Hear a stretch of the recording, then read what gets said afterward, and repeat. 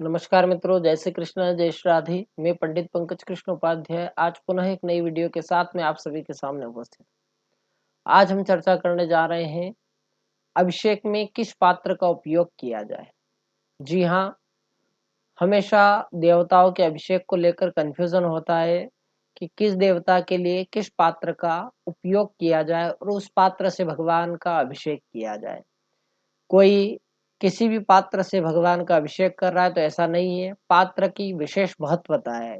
जिस पात्र को निहित जिन देवताओं के लिए किया गया है उसी पात्र से या उसी द्रव्य से उन भगवान का यदि आप अभिषेक करेंगे तभी उसका शुभ फल आपके जीवन में आपको प्राप्त हो पाएगा। हम अनेक पात्रों से अनेक प्रकार के द्रव्यों से भगवान के अभिषेक करते, स्नान करते, पूजन करते, पर उसका जो फल हमें रिटर्न प्राप्त होना चाहिए वो वैसा नहीं प्राप्त होता। उसका विशेष कारण ही यही होता है कि एक तो द्रव्य की शुद्धता होनी चाहिए, एक कर्म की शुद्धता होनी चाहिए और एक पात्र की शुद्धता होनी चाहिए।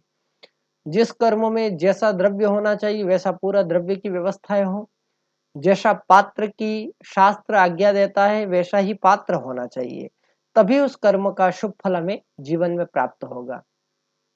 शिवरात्रि पर अनेक लोग भगवान महादेव का अभिषेक करेंगे, बहुत से पार्थिव शिवलिंग का अभिषेक करेंगे, बहुत से पाषाण के भगवान महादेव का अभिषेक करेंगे, नर्मदेश्वर का अभिषेक करेंगे, पर किस पात्र से भगवान का अभिषेक किया जाता है वो विशेष महत्वता रखता है। शास्त्र कहता है कि गणेशे ताम्र पात्रेण स्वर्णेन जगदम्बिका शिवम गवय श्रृंगेण केशवम शंखवारिणाम। ऐसा लिखा है गणेशम ताम्र पात्रेण। भगवान गणेश जी का यदि आप अभिषेक कर रहे हैं तो तांबे का आपका पात्र होना चाहिए, लोटा जो है वो तांबे का होना चाहिए। उससे भगवान गणेश जी का आप अभिषेक करें तो उसका शुभ फल आपके जीवन में आपको प्राप्त होगा। स्वर्णेन जगदम्बिका, माँ अंबिका का यदि आप अभिषेक कर रहे हैं तो उनके लिए स्वर्ण का पात्र निहित किया गया है। माँ भगवती का यदि आप अभिषेक कर रहे हैं तो स्वर्ण के पात्र से माता जी का आप अभिषेक करें, तब उसका शुभ फल आपके जीवन में प्राप्त होगा। और शिवम गवय श्रृंगेण, भगवान महादेव का गाय के सिंग से अभिषेक किया जाए। सिंग में जल भर के, दुग्ध भर के, पंचामृत इत्यादि से आप अभिषेक करें तो गाय का सिंग होना चाहिए। और गाय के सिंग के लिए भी विशेष लिखा गया है, नील गाय का जो सिंग होता है वो होना चाहिए। उससे भगवान महादेव का अभिषेक यदि आप करते हैं तब महादेव आपके लिए प्रसन्न होते हैं। एवं केशवम शंखवारिणाम, और भगवान केशव के लिए, भगवान ठाकुर जी के लिए शंख में जल भरकर, शंख में केसर मिश्रित जल भरकर भगवान महादेव का यदि आप अभिषेक, भगवान कृष्ण का अभिषेक करते हैं, भगवान नारायण का यदि शंख में जल भरकर आप अभिषेक करते हैं तब भगवान ठाकुर जी प्रसन्न होते हैं।